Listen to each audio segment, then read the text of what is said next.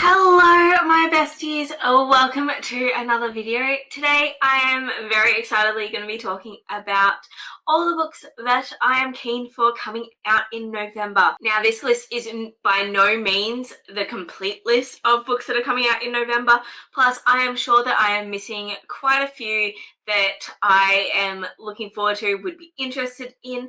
So if there are any that are not on this list that you are interested in, please leave them below so that I can check them out and have a look, because, you know, who doesn't love an ever-growing TBR? Let's get into this list. So November is a massive month for publishing sort of in the fantasy world, because I feel like September and, well, October's a bit late, but September and October a bit is very much like Halloween spooky stuff.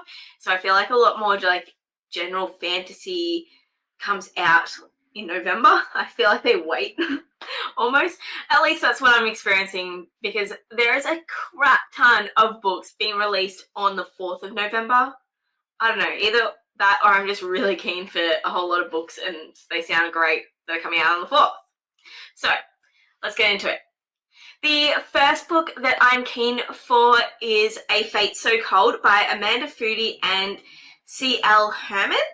I have read a book from Amanda Foody before. I just can't think of what it is. I haven't read Ace of Spades. It's something else.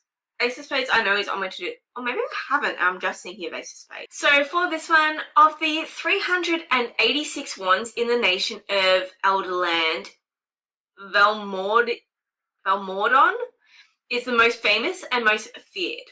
Tremendously powerful and unspeakably dangerous, it is only bonded with a magician when a great cataclysm looms on the horizon. Now, for the first time in over 2 centuries, it has awakened once more. So this is kind of giving me like Direbound vibes, like Fourth Wing, like there's that bonding sort of partnership. However, it's with a wand and the magician, so it sounds really cool. I'm interested. Up next we have The Fallen City by Adrienne Young. I was also very lucky to receive a audio arc of this. I can't. Advanced listener copy? That's ALC. I was trying to think of what everyone calls it. So I'm very excited to be getting into this ASAP. But for this one, in the great walled city of Izara, political turmoil ignites a rebellion 100 years in the making. But when a legionnaire falls in love with a magistrate's daughter, their love will threaten the fate of the city and the will of the gods. Ugh, like, yes please. It's got that like forbidden romance sort of vibes and everything. I'm here for it. Absolutely here for it. Up next we have Blackthorn by J.T. Giesinger. I'm sorry. But this one sounds really cool, and it follows 12 years ago, Maven Blackthorn fled her small hometown, leaving behind the wreckage of her mother's suspicious death. In New York City, she has built a new life, one without the shadows of the past and the whispers of witch that always haunted her. But now drawn back to her grandmother's funeral, Maven and her daughter, Bea, I never know how to pronounce that, step into Blackthorn soil once more, only to find themselves thrust into a fresh nightmare. Her grandmother's body has vanished. Loving it. This would also follow, I was just thinking of our fantasy prompt where you had to have the mother. This would work well for that. I can't remember what I have for that prompt, but maybe I'll change it. We'll see. I've heard a lot of great things about this author's writing. I don't think I've read anything by them before. No, I haven't. But I've heard so much about them and their books, so I want to give her a try. Up next is Empire of the Dawn by J. Kristoff. I believe this is the 3rd and final book. I think it's a trilogy. Yes, it is, because it says epic conclusion, so it must be the end. I have only read, I haven't even started this series. I've read, I can't even think of it now. Nevernight by Jay Kristoff, as well as the ones he did with Amy Kaufman. The Illuminati Files, and love them. I like Jay Kristoff's writing. I like his sense of humor. It isn't for everyone. I will go in prefacing that. His sense of humor definitely isn't for everyone. It is in some aspects a darker, very, I don't know, some parts of it I find like it's a dark Aussie humor. And that's how he is in real life. I've been to a few different events with him there, and that's what he's like. He's a lot of fun to listen to and talk with. But I'm definitely looking forward to this when I finally get to the series. But I'm putting it on my TBR list anyway because I need to read it. It's a trilogy about vampires. I'm here for it. I'm not here for the fact I just saw that it's 800 pages though. Oh, like, he writes chunky books, but yeah, okay, cool. Up next, we have We Fell Apart. This is book number 3 in the We Were Liars series by E. Lockhart. I read We Were Liars like a decade ago when it first came out. And like I had my old original channel. I have not since gone back to it. I didn't even realize it was part of a series. So I would like to read We Were Liars again because as much as I do know the twist that happened in that, there's so much of that book that I just don't remember anymore. So I would like to go back and read that and then go through and read all of these. I'm also not reading any of the descriptions for any books that are part of the series because I don't want to spoil anything, especially if I haven't read like up to that book yet. So I don't know what is spoilers and what isn't in the descriptions. So yeah, that's why I'm not reading descriptions. Up next, we have Coldwire by Chloe Gong. This is a first book in a dystopian trilogy set in the near future where life has moved to virtual reality following an ousted corporate soldier racing to clear her name of treason alongside the enemy who is truly guilty. So it's giving me, what's that series that, like the really famous one? I'm not gonna be able to think of it now. Chances are I'll think of it in like 2 days' time. Or while I'm editing this. Nah. Ready Player One? Maybe? Or kind of like Tron. That sort of virtual reality game. Yeah, I don't know. Maybe I'm thinking a combination of both of those books, but it sounds really interesting. And I'm looking forward to it. Up next is one that I'm super looking forward to because I love the author. It is House of Sapphire by Marissa Meyer, and I absolutely love her Lunar Chronicles series. Absolutely loved Heartless. So, yeah, I am auto-buy. This one we are following Mallory Fontaine, who is a fraud. Though she comes from a long line of witches, the only magic she possesses is the ability to see ghosts, which is rarely as useful as one would think. She and her sister have maintained the family business, seeking out a paltry living by selling fraudulent spells to gullible buyers and conducting tours of the infamous mansion where the first of the Sapphire murders took place. So cool.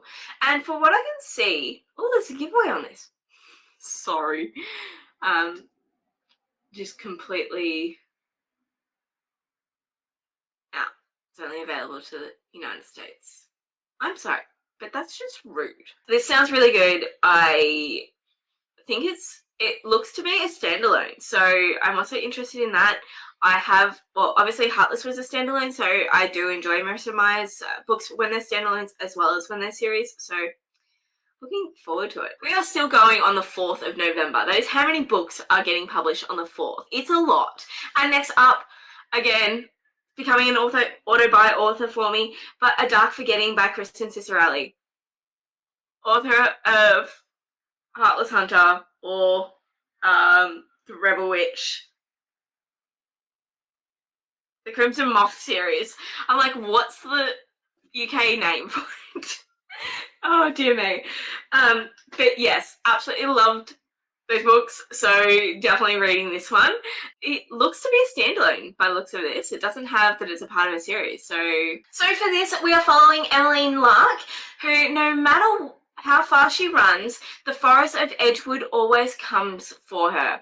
The scent of damp earth curls into her nose when she sings, and moss creeps across the stage.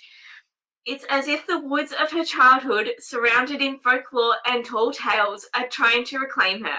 But Emmeline has no patience for silly superstition. When her grandfather disappears, leaving only a mysterious orb in his wake, the stories Emmeline has always scoffed at suddenly seem less foolish. She enters the forest she has spent years trying to escape, only to have Hawthorne Fell, a handsome and brooding tithe collector, try to dissuade her from searching. It sounds really cool. I'm really keen for it. As I said, love Chris and Sister Ellie. It sounds like an incredible world as well. My only concerns is one book going to be enough in this world?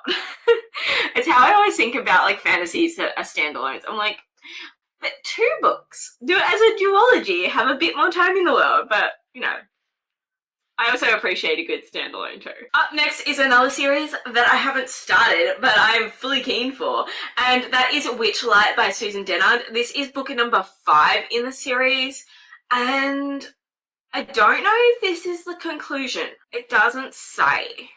I can't remember if there's meant to be a 5 or if it's an ongoing, but I do own a few of these. I think I own at least 3 of them, maybe 4.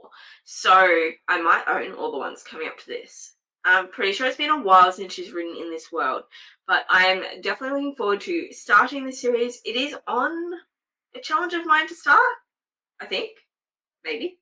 If not, I probably should put it on my list for 2026. So, yeah, I'm going to get to this. But I'm looking forward to it nonetheless. Up next, we have the same backward as forward by Jennifer Lynn Barnes. This is saying it's in the Inheritance Games series. I don't know if that's actually true or not. Because I haven't read the Inheritance Games series, so put down below if these are the same characters that are in that. But the idea of the book is you read the Hannah's side of the story, and then you flip it over and read Tobias's side. It must be, because Hawthorne's the surname of the people in the Inheritance Scheme, isn't it? So it must be. It must be part of that world. But yeah, I'm loving the idea of these books. What's the other one that I've got like that? Grim and Grotto is another one that I've got that does that. So you read one side and then you flip it for the other side. And I just find it a really interesting way of telling a story and having both sides of it without doing the dual narration within it. Like, it's a fun mix up of that. So I'd be interested to see how she goes with it, as long as they don't feel like they're just retelling the same story, but from the other perspective. Like, I want new things within it and an actual new perspective of things. But looking forward to it. Up next, we have A Heart of Crimson Flames. This is book number 3 in the Golden Court series by A.K. Mulford. I met her at Rare in Melbourne and was so excited.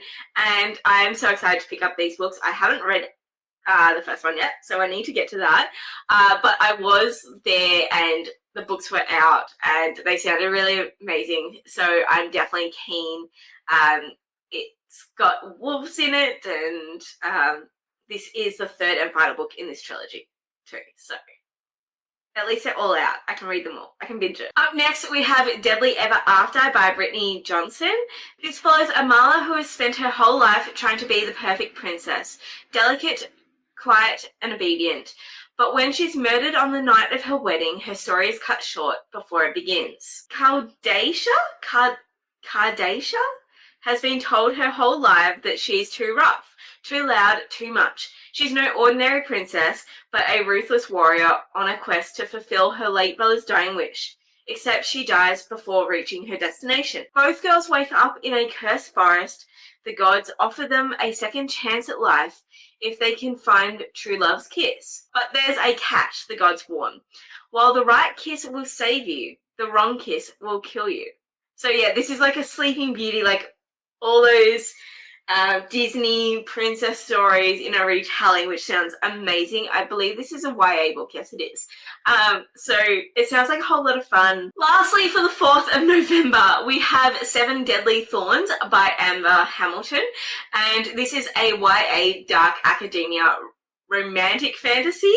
And it features a girl with forbidden magic and the huntsman who is her fellow student and also prince, tasked to hunt her down lest he be the one to die.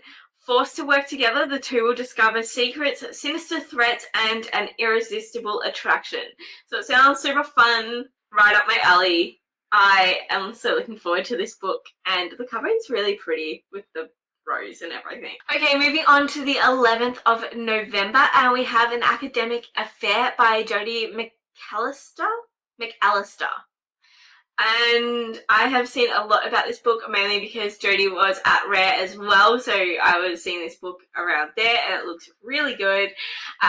But this is following Sadie Shaw and Jonah Fisher, who have been academic rivals since they first crossed paths as undergraduates in the literature department 13 years ago. Now that a highly coveted teaching opportunity has come up, their rivalry hits epic proportion. Jonah needs the job to move closer to his recently divorced sister and her children, while Sadie needs the financial security and freedom of a full-time teaching position. So, this is giving me all kinds of like Ali Hazelwood, who else? Like Abby Jimenez, sorts of books. Emily Henry, you know, all those great contemporary romance books, and I'm looking forward to it. It sounds super fun, and yeah, who doesn't love enemies to lovers or rivalry to lovers, depending on, yeah, it sounds more like rivalry to lovers, but so looking for, I'm gonna stop saying so looking forward to it, but I am. It sounds great. Up next is another one that I need to read, book 1 to continue on with, but so many people are looking forward to this book. I'm getting FOMO. I need to read the first one. But it is The Strength of Few by James Islington, and this is the second book to The Will of the Many. My only thing is, I don't know how many are meant to be in this book. I don't think it's going to be a duology. Does it say? So it doesn't say how many are in this. There was a 2-year gap between writing The Will of the Many and The Strength of the Few coming out. I don't want there to be another 2-year gap if there's going to be a third one. That's my only concern. But I do have The Will of the Many on my Kindle at the moment to read, so I'm hoping I can get to it ASAP and then I can go straight into this one. But yes, so many people are looking forward to this. Up next is another popular new release, and that is Brigands and Bread Knives by Travis Baldree. This is technically book number 2 in the Legends and Lattes, but it's the 3rd book to be released because there was a prequel novella, or a prequel. I don't know if it was actually novella length. But I'm looking forward to returning back to this world. I have read, what was the first one? Legends and Lattes. So I've read Legends and Lattes. I haven't read Bookshops and Bone Dust yet, so I need to read that one and then I will get onto this one. But I really enjoyed Legends and Lattes, so looking forward to this. And then lastly, for the 11th, we have The Last Wish of Bristol Keats by Mary E. Pearson. This is the 2nd book in the Courting of Bristol Keats series. I have book 1 checked out from the library at the moment, so I'm planning to get to it really soon and then I will be able to go straight into this. I have read one other book by Mary E. Pearson and really enjoyed the writing. I just can't think of what the book is at the moment. Kiss of Deception, I believe it is. I've technically read the first book in that series and really enjoyed it, just never continued on, so I want to reread that one too. But yes, hopefully I will have that book 1 read very, very soon. And then I can go straight into this one on the 11th. Okay, moving on to the 18th, and I think this is going to be the most popular new release of November, and that's Brimstone by Kelly Hart, the second book to Quicksilver. I don't know what else to say. I enjoyed Quicksilver. I didn't love it as much as everyone else did, but I think it's more the hype sort of killed that for me. Like, just because everyone was talking about it so much that it was always going to struggle to live up to that expectation. Like, I don't know. I really enjoyed it. It's just I wasn't crazy about it. I'm also really sad about the cover changes. From listening to her talk about it, I understand why she did it, because she did get so much flack about the original cover and people like being so cruel on the internet. But I really do not like these covers that just have the text. It's, to me, so boring and such a cop-out for a fantasy cover. Sorry, I'm really not a fan of it. And yeah, I'm going to wait till some different covers come out and then I will look at rebuying the series, but I own the first one in the original cover and I'm not buying Brimstone with this cover. I feel bad in saying that, but if I'm already having to deal with not matching covers, I want it to be a cover that I like. So hopefully something comes out soon. But I'll still be reading the book. Okay, up next we have I, Medusa by Anya Gray. I love a good Medusa retelling, so I'm keen for this one. And this is obviously following Medusa and, well, the Medusa character. So Medi has spent her whole life as a footnote in someone else's story. Out of place next to her beautiful immortal sisters and her parents, both gods, albeit minor ones, she dreams of leaving her family's island for a life of adventure. So when she catches the eye of the goddess Athena, who invites her to train as an esteemed priestess in her temple, Medi leaps at the chance to see the world beyond her home. In Athens' colourful market streets and the clandestine chambers of the temple, Medi flourishes in her role as Athena's favoured acolyte, getting her first taste of purpose and power.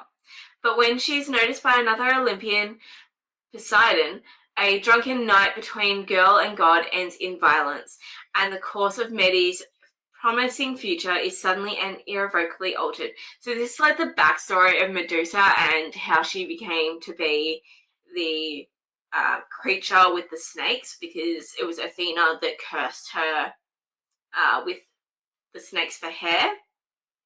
So I'm really looking forward to this. I think it's really interesting to go into that backstory. I love reading sort of like backstories of gods and goddesses and everything like that. So yeah, this one is so right up my alley. I'm looking forward to it. Up next is The Last Ember by Lily Dodd, and this is book number 1 in the Arimander Chronicles. This is marked as both a middle grade and a YA, so I'm not really sure where it sort of falls. But the character's 12, so it's like on that cusp. So I don't know, it just sounded really cute. But Arimanders are extinct, or so the government would have you think. Centuries ago, the kingdom of Gortius decreed the destruction of these dangerous dragon-like creatures whose deadly flame could level entire cities and upend world orders. But when 12-year-old Eva Alexander, a wealthy chemistry student in the city of Port Town, walks into a fashionable department store and walks out accidentally with the world's last Arimander egg, everything changes. Suddenly, Eva is the target of unwanted attention, including from the Thieves' Union, a mysterious organization with a rebellious streak and fingers in every pie in Port Town.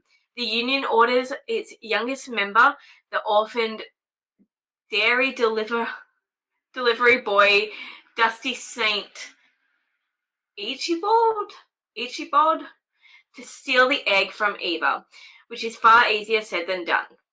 So it sounds super cute. I don't know if it's going to read more middle grade than YA or not, but I'm not opposed to reading middle grade books and even like younger YA books. I know I'm not the target audience for them, but they're still fun reads. Up next we have Hollow by the Twisted Sisters, Caroline Peckman and Susan Valenti. This is book number 1 in Hollow. So I don't know how many's going to be in this, but as far as I know, it's not associated with the Zodiac Academy. It's its own world, but it sounds super fun. And also, it's the Twisted Sisters, so that it's an automatic, like, I need to read. So for this book, it says, don't listen to the whispers of the woods. Don't trust the man cloaked in shadow. Don't earn the wrath of the scattered spirits. Don't go out after dark. The great hunt begins once every 50 years, and only the champions willing to face death to shatter the curse dare to enter. The champions and me. I'm no warrior, no swordsmith, and certainly no fae, but the forest is my only hope. To enter those trees is to walk willingly to my demise. But I need the boon the forest will grant to the winner, and I'm willing to risk it all for a chance at claiming it. So in this book, there is a ruinous, black-hearted love interest, a rebellious, ruthless female main character, plot twists, cliffhangers, dark humor, and a healthy seasoning of make you blush spice is what it's described as. I am so looking forward to it. Especially if it definitely doesn't have anything to do with the Zodiac Academy. I may read this one sooner rather than waiting to get through all of those, but I'll see how I go. But looking forward to it. Love these two and their writing, so I am definitely all in. And lastly, for the 18th is I'll Find You Where the Timeline Ends by Kylie Lee Baker. This is the same author that wrote Bat Eater, so definitely interested in that. So this is a YA book. This follows a teen descendant of a Japanese dragon god who must find out the truth of what happened to her missing sister while trying not to fall for the handsome rogue agent. So I'm definitely looking forward to this. I really enjoyed the writing of Bat Eater. I wasn't such a fan of the actual story, but I want to give Kylie another go and see what her more fantasy books are, and YA is always a different kettle of fish, I find, for authors. They can sort of write a bit differently when they're writing a YA book, so I will be interested to pick this one up. Moving on to the 25th of November, we have Dawn of Chaos and Fury. This is book number 4 in the Legacy series by Melissa K. Rorich. I need to get to the series so badly. I am looking forward to picking this one up when I get there, but I need to read the other 3 books first. But I've heard so many good things about this entire series, so I'm looking forward to it. And then the last book I'm going to be talking about is As Many Souls as Stars by Natasha Siegel? I don't know. I'm sorry. So this book is set in the 16th century in Suffolk, and it opens with a Farsian deal struck between the daughter of an alchemist and a shadowy demon figure summoned unintentionally by a spell rooted in the father's arrogance. So I just looked up what the Farsian is, and it comes from a German term for an astronomer or someone who is said to have sold his soul to the devil. So I'm guessing that's sort of the idea of the deal that she sold her soul to the devil-like creature. And yeah, so what follows is part star-crossed love story, part cat and mouse chase writ across generations and lifetimes. These two characters meet again and again through history, becoming further entangled and forever changed. It sounds really cool. It's like they're living through all the different lives and, you know, reincarnations as well. So it sounds really cool. But yes, so that is all the books that I have on my list for November. As I said, this is by no means going to be all of them, and if I miss them, please put them down in the comments, because I want to know what you're interested in reading, but also what else is out there that I should be reading. And yeah, there's just so many books and so little time. But thank you for watching this video. If you enjoyed it, please give it a like and hit the subscribe button if you want to, and I will see you all next time. Bye! take it for